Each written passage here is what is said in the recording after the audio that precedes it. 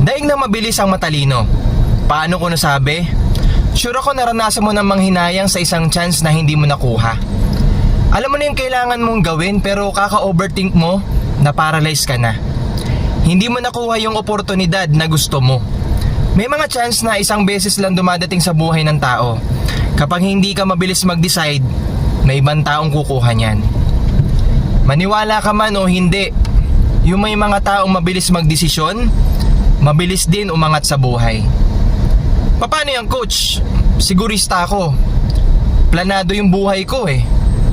Kaka-overthink mo na wala ning opportunity dahil kung naging mabilis ka, mauunahan mo yung mga competitors mo. Yung mga plano mo, aksyonan mo agad dahil walang mawawala kung susubo ka. Magfe-fail ka kung titigil kang sumubok.